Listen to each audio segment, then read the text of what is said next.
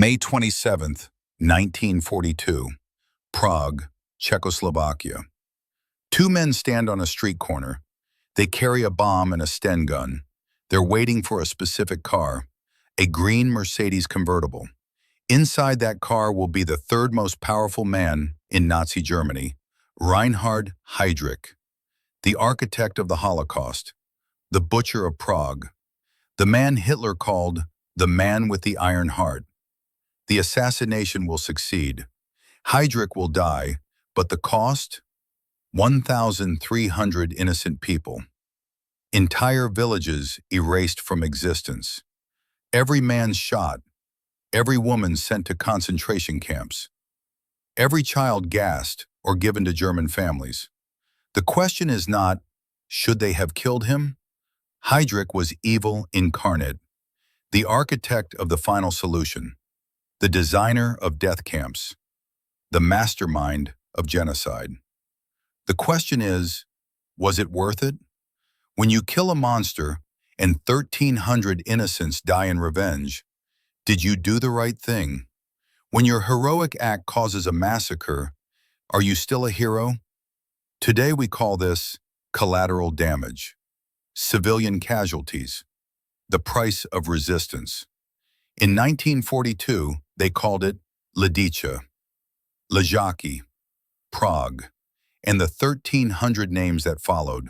This is the story of Operation Anthropoid, the assassination that succeeded, the victory that felt like defeat, and the question that haunts us 80 years later: when is killing justified, even when innocents die?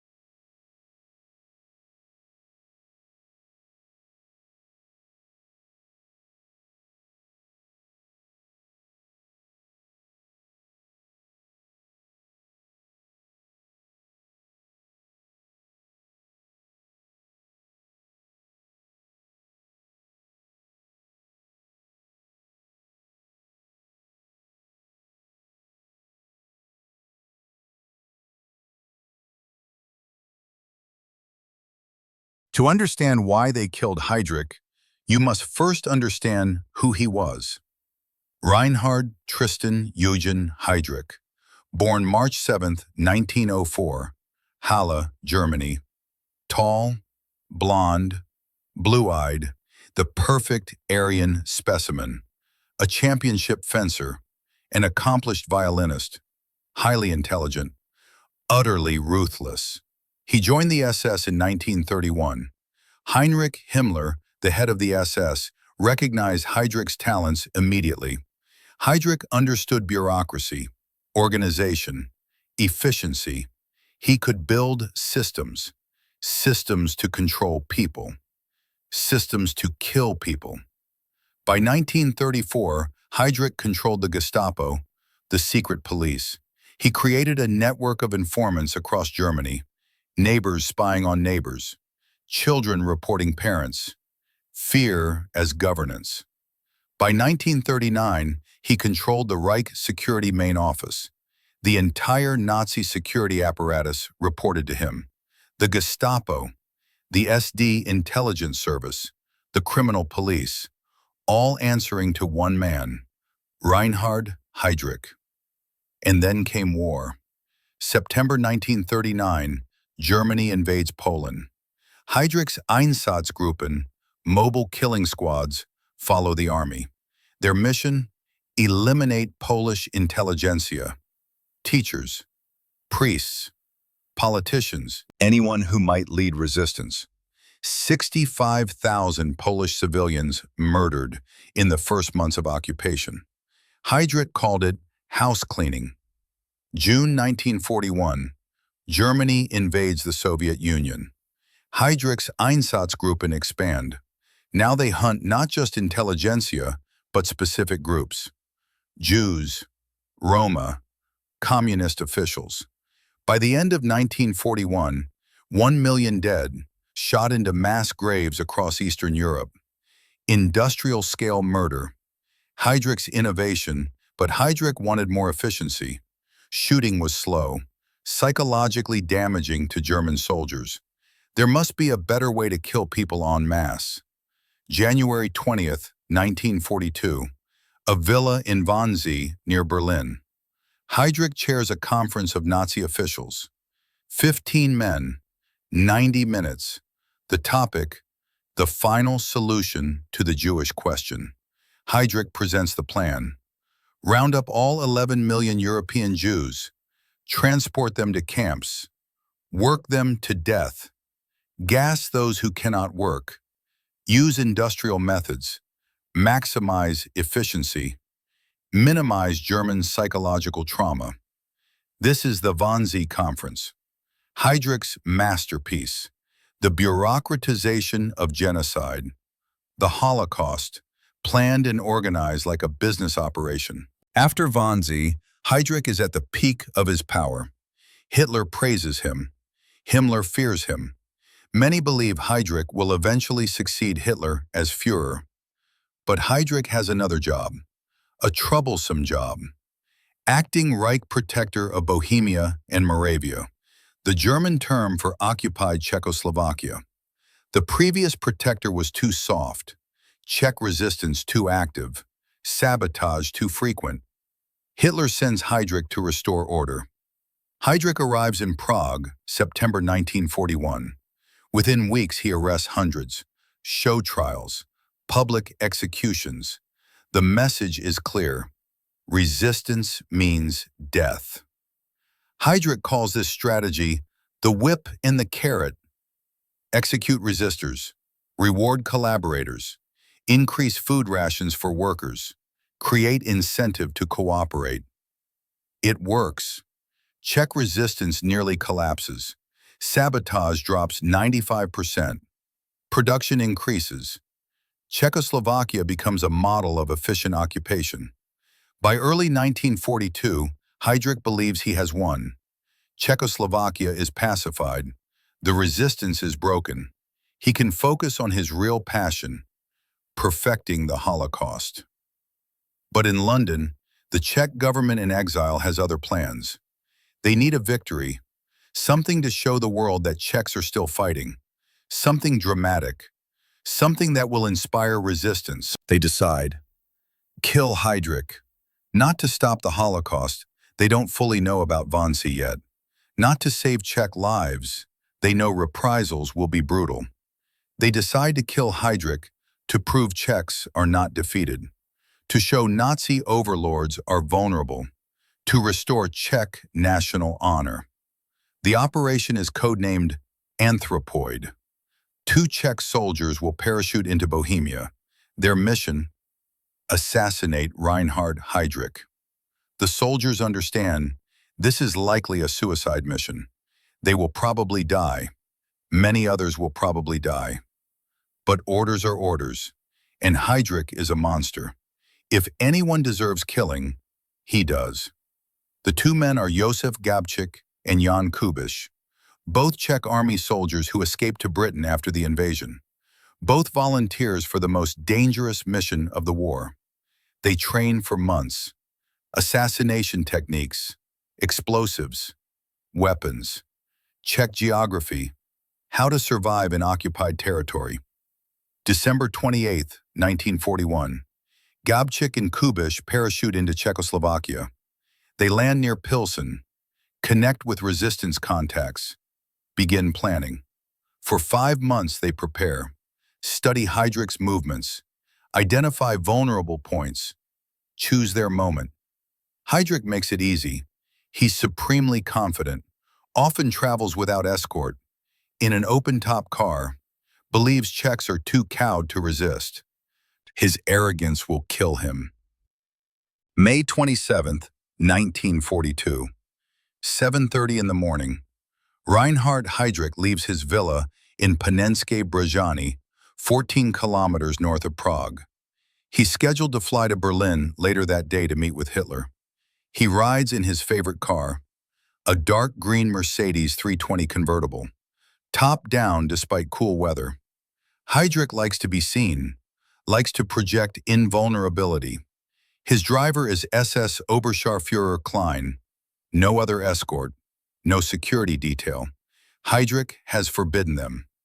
In his view, heavy security shows weakness. He rules through fear, not bodyguards. Meanwhile, at a tight hairpin turn in Prague's Holešovice-Liben district, 3 men wait. Jozef Gabčík carries a Sten submachine gun hidden under his raincoat. Jan Kubiš holds an anti-tank mine modified into a bomb. Josef Valchik stands watch up the street with a mirror to signal the target's approach. At 10:30 in the morning, Valchik signals. Heydrich's Mercedes is approaching. The car slows for the hairpin turn. This is the moment they planned for 5 months. Gabčík steps into the street, pulls the Sten from under his coat, aims at Heydrich, pulls the trigger. Nothing happens. The gun jams. The Sten submachine gun, notorious for malfunctions, fails at the critical moment. Gabčík stands frozen, Sten in hand. Heydrich's car just meters away. For a split second, the assassination is about to fail. Heydrich sees Gabčík, sees the gun. Instead of ordering Klein to accelerate away, Heydrich makes a fatal decision. He stands up in the moving car, draws his pistol, prepares to shoot Gabčík himself. This is Heydrich's arrogance, his supreme confidence, his belief in his own invincibility. Rather than escape, he'll kill the assassin personally. This hesitation gives Kubiš his opening. Kubiš throws his modified bomb. It explodes against the Mercedes' right rear wheel. The blast tears through the car. Shrapnel rips into Heydrich's lower back. Fragments of upholstery, metal, and horsehair from the car seats embed in his spleen, diaphragm, and left lung. Heydrich staggers from the car, pistol still in hand. He fires at the fleeing Gabčík and Kubiš, misses. Then he collapses. The Butcher of Prague, wounded in a Prague street. Klein pursues the assassins on foot, fires his pistol, also misses. Kubiš escapes on a bicycle. Gabčík disappears into side streets. Both vanish into the city. A passing truck driver helps Klein get Heydrich to a nearby hospital. Bulovka Hospital, the best medical care in Prague. German doctors immediately begin treatment. The injuries are serious, but not immediately fatal. Shrapnel wounds, internal bleeding. But Heydrich is young, 38 years old, physically fit. Doctors are optimistic. Hitler sends his personal physician, Dr. Karl Gebhardt, from Berlin. The best surgeons, the best care. They will save Heydrich. For a week, Heydrich seems to recover, sits up in bed, discusses work with subordinates, reads intelligence reports, makes jokes. But infection sets in. The shrapnel carried debris deep into his organs. Bacteria spreads. In 1942, before widespread antibiotic use, infection is often fatal. June 4, 1942, 8 days after the assassination, Heydrich goes into shock. His condition deteriorates rapidly. Himmler arrives in Prague, visits Heydrich's bedside. Heydrich is delirious with fever, rambling. At 4:30 in the morning, Reinhard Heydrich dies. Sepsis, blood poisoning from infected wounds. The assassination has succeeded. The third most powerful Nazi is dead. the architect of the Holocaust, the Butcher of Prague, Hitler's potential successor, gone. Gabčík and Kubiš have accomplished their mission, but the mission's aftermath is only beginning, and it will be worse than anyone imagined. Hitler is enraged. He doesn't just want Gabčík and Kubiš caught. He wants revenge on all of Czechoslovakia. He wants terror so complete that resistance will never rise again. Karl Hermann Frank, the acting Reich protector after Heydrich, proposes executing 10,000 Czech civilians at random. Just pick people off the street and shoot them. Make an example. Hitler agrees. But Himmler and other Nazi officials argue for something more targeted, more theatrical, something that will send a message. They decide, find the assassin's accomplices, then destroy entire communities. The Gestapo launches the largest manhunt in Nazi history. Thousands arrested, tortured for information, hundreds executed on suspicion. The Nazis offer a reward, 1 million Reichsmarks for information leading to the assassins. In today's money, roughly $5 million, an enormous sum. They also threaten anyone sheltering the assassins will be executed, along with their entire family. Pressure builds. The Czech resistance knows where Gabčík and Kubiš are hiding, but revealing their location means death. Keeping silent also means death. There is no good choice. Meanwhile, the Nazis focus on a small mining village 100 kilometers northwest of Prague. Lidice. Population 503 people. Why Lidice? Gestapo intelligence suggests connections between Lidice residents and Czech resistance. 2 Lidice men serve in the Czech army in exile in Britain. Letters were sent. Contacts maintained. The evidence is thin. Perhaps 2 or 3 Lidice residents helped the resistance in minor ways. Most villagers knew nothing, did nothing, lived quiet lives. It doesn't matter. Lidice will serve as an example. June 9, 1942. German security police and SD surround Lidice at 9:45 in the evening. They separate the population. Men and boys over 16 in one group, women and children in another. At dawn on June 10th, they begin. 173 men and boys are lined up against a barn wall in groups of 10, machine-gunned. The executions last from 7 in the morning until 4 in the afternoon. 173 men, shopkeepers, miners, farmers, fathers, sons, brothers. None connected to the assassination, none resisting, just living in the wrong village. The women and children are loaded onto trucks. The women, 184 of them, are sent to Ravensbrück concentration camp.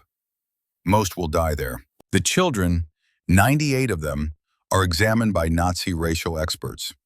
Those deemed racially valuable, blonde, blue-eyed, are separated for Germanization. They'll be given to German families, new names, new identities, erased.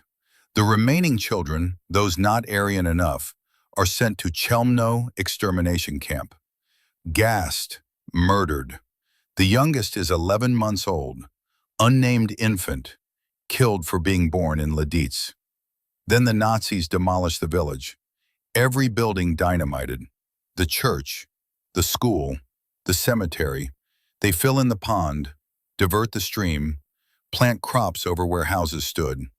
Lidice is erased from existence, removed from maps. The name is forbidden. The village that once was home to 503 people simply disappears. But Lidice is not enough. The Gestapo continues hunting the assassins, and they find another target, Ležáky, an even smaller village, population 54. Ležáky's crime? One family, the Stříbrný family, operated an illegal radio transmitter used by resistance. Again, most villagers knew nothing, didn't participate, just lived nearby. On June 24, 1942, German forces surround Ležáky.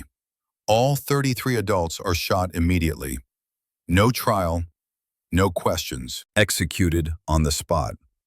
The 13 children are sent to camps. 12 are gassed at Chełmno. One girl, deemed racially suitable, is Germanized. Survives the war but doesn't know her real identity until adulthood. Like Lidice, Ležáky is completely destroyed. Buildings burned, razed to foundations. The village ceases to exist. Total killed in Lidice and Ležáky, 340 people. But the reprisals don't end there. Across the protectorate, the Gestapo continues its rampage. Anyone suspected of resistance is arrested, often executed without trial. In Prague alone, more than 500 people are shot in mass executions. Intellectuals, students, former military officers, anyone the Nazis consider potentially dangerous. In total, Nazi reprisals for Heydrich's assassination kill approximately 1,300 Czech civilians. 1,300 people for one dead Nazi. Meanwhile, what of Gabčík and Kubiš? They're hiding in the Orthodox Cathedral of Saints Cyril and Methodius in Prague. The cathedral's priests, at great personal risk, shelter them and 5 other resistance members in the crypt beneath the church. For 2 weeks they hide, listening to news of reprisals, hearing about Lidice, Ležáky, the mass executions, understanding this is their fault. Their victory has caused this massacre. On June 18, 1942, the Gestapo receives a tip. Karel Čerda, one of the Czech parachutists, betrays his comrades for the reward money. He reveals the cathedral hiding place. At 4:15 in the morning, 700 Waffen-SS soldiers surround the cathedral. They know 7 resistance fighters are inside. They bring overwhelming force. The battle lasts 6 hours. The resistance fighters, trapped in the crypt, fight with grenades and pistols against hundreds of soldiers. The SS tries flooding the crypt. The resistance fighters try to dig their way out through a ventilation shaft. They fail. Eventually, with ammunition exhausted, the 3 fighters in the main church commit suicide with their last bullets. In the crypt, Gabčík, Kubiš, and 2 others also take their own lives. They refuse to be captured alive. Refuse to give the Nazis the satisfaction. Adolf Opálka, another fighter, is killed in the initial assault. 7 men, all dead. The mission accomplished. The cost incalculable. The reprisals don't end with the assassins' deaths. The families of the 7 dead resistance fighters are arrested and executed. Parents, siblings, spouses, children, guilty by relation. The Czech resistance is decimated. Mass arrests, torture, executions, collaboration networks broken, intelligence networks destroyed. By late 1942, organized resistance in the Protectorate has effectively ceased. The London Czech government in exile is devastated. They ordered the assassination to inspire resistance. Instead, they inspired repression. They wanted to show Czech defiance. Instead, they demonstrated Czech vulnerability. President Edvard Benes, who approved Operation Anthropoid, privately questions the decision. Was it worth it? But publicly, the narrative changes. In the West, Heydrich's assassination is celebrated, a major victory. The Nazis are vulnerable. The Reich's leaders can be killed. The reprisals against Lidice and Ležáky are publicized as Nazi atrocities, proof of Nazi evil, used in propaganda to strengthen Allied resolve. Villages around the world are renamed Lidice in memorial. Streets, schools, children, all named to remember. The narrative becomes, brave Czech resistance struck a blow against evil.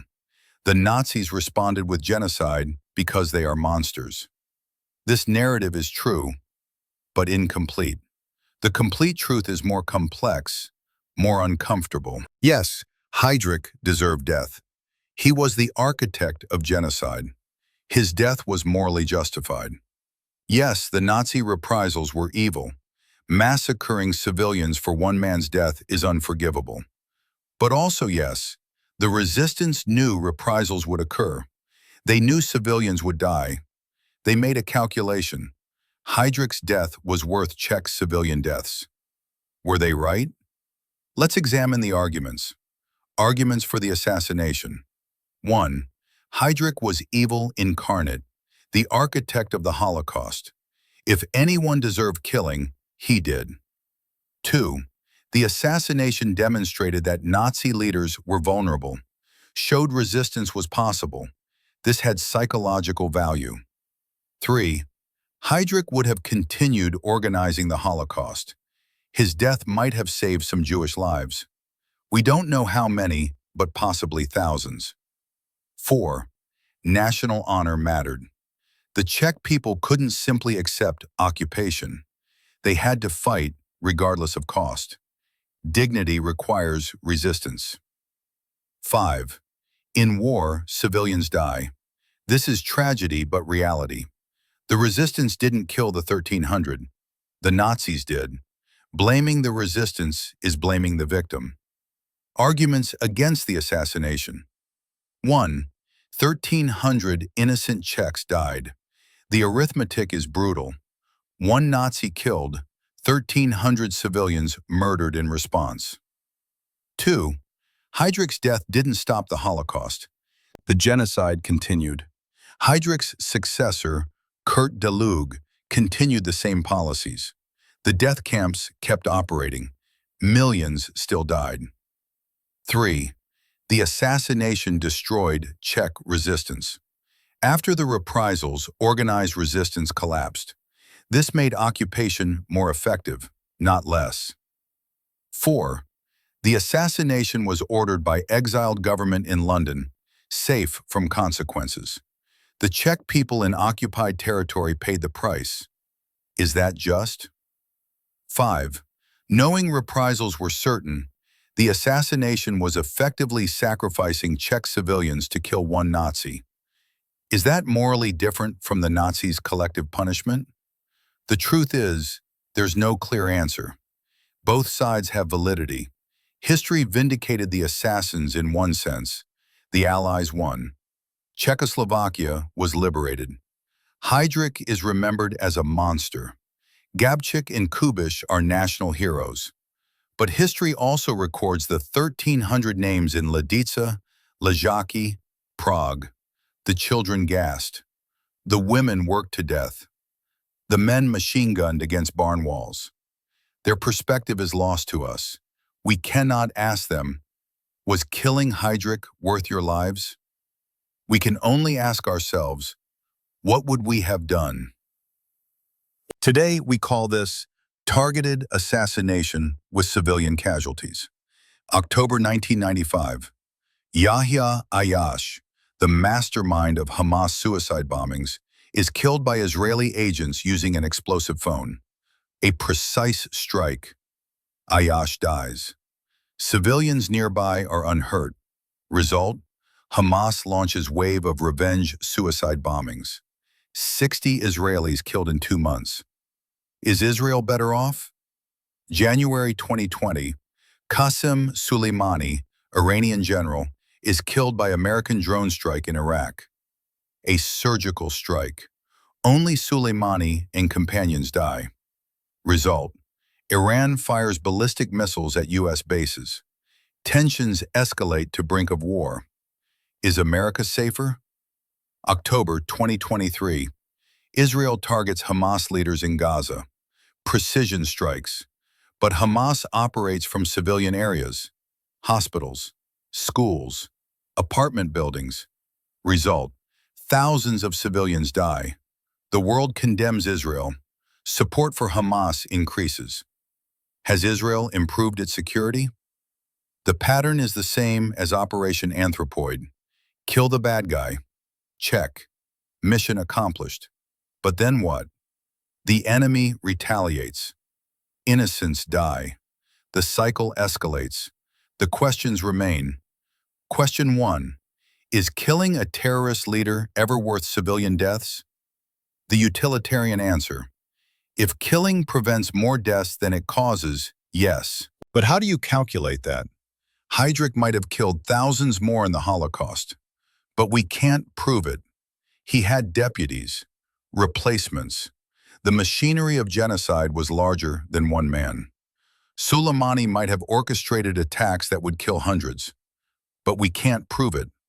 Iran had other generals. The IRGC continued operating. The calculation requires predicting counterfactuals. What would have happened if we didn't kill them? We can never know. Question 2. Who decides if civilian deaths are acceptable? In Operation Anthropoid, the Czech government in exile in London decided. Safe in Britain, the Czech people under occupation paid the price. In modern drone strikes, governments in Washington, Tel Aviv, Tehran decide, often far from consequences. The civilians in Gaza, Iraq, Yemen pay the price. Is this just? Should those making decisions face the consequences? Question 3. Do the ends justify the means? If killing Heydrich prevented 10,000 Holocaust deaths, was it worth 1,300 Czech lives? If killing Soleimani prevented a major attack, was it worth risking war? If killing Hamas leaders degrades their capabilities, is it worth civilian casualties in Gaza? Different people answer differently. There is no objective calculus for human life. Question 4. Is there a moral difference between killing and letting die? The resistance actively killed Heydrich. This caused 1,300 deaths. But if they had done nothing, Heydrich would have continued organizing the Holocaust. Thousands more would die. So, is killing 1,300 to possibly save thousands better than saving 1,300 and letting thousands die? Again, no clear answer. Moral philosophy offers frameworks, but no certainties. The parallel to today is exact. Israel argues, Hamas leaders organize terrorism. Killing them saves Israeli lives. Civilian deaths are tragic but justified. Critics argue, killing leaders in civilian areas guarantees civilian deaths. This is murder. Find another way. Russia argues, Ukrainian resistance targets are legitimate. Civilian deaths are unfortunate, but Ukraine's fault for hiding military in cities. Critics argue, attacking civilian infrastructure is terrorism. There's no justification. Same debates. Same moral complexity. Same impossibility of certainty. Operation Anthropoid asks us, where is the line? When does resistance become terrorism? When does targeted assassination become mass murder? When does fighting evil require becoming evil? There are no easy answers, only hard choices, and consequences we must live with. Jozef Gabčík and Jan Kubiš made their choice. They killed Heydrich. They died for it. 1,300 others died because of it. Were they heroes? Yes. They fought evil. They sacrificed themselves. They demonstrated courage.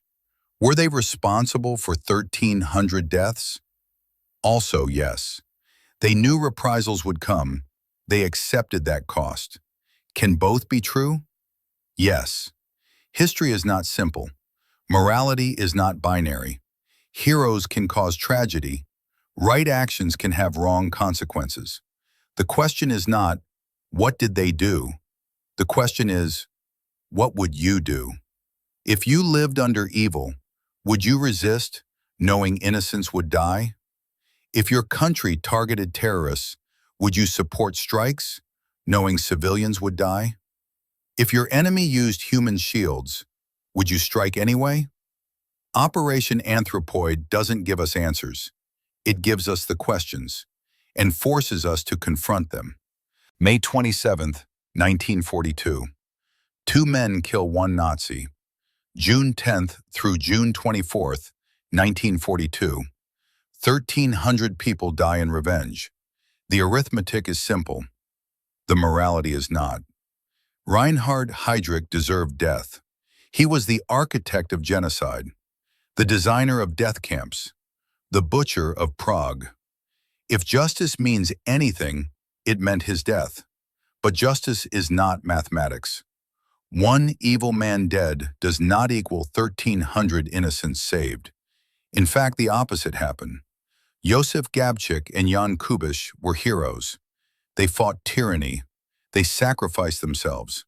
They showed that even in darkness, resistance is possible. But heroism is not arithmetic either. Brave actions do not cancel out tragic consequences. The children gassed at Chełmno did not volunteer for martyrdom. They were murdered. The resistance didn't pull the trigger, but they knew it would be pulled. So who was right? History says the assassins were right. Statues honor them. Streets bear their names. Czechs celebrate them as national heroes. But history is written by survivors. The 1,300 cannot speak. The children of Lidice cannot vote on whether their deaths were worthwhile. We are left with questions. Is killing evil worth the cost if innocents die? Who decides what cost is acceptable? How many civilian deaths justify how many military objectives? When does resistance become indistinguishable from the terror it fights? These are not historical questions. These are today's questions. Every targeted assassination, every drone strike, every military operation in civilian areas, every resistance attack that provokes reprisal. Operation Anthropoid is not history. It's a mirror, reflecting our present, asking us to judge. And we cannot avoid judgment, because judgment means choice, and choice means action, and action means consequence. Gabčík and Kubiš chose. 1,300 paid. What will you choose? And who will pay?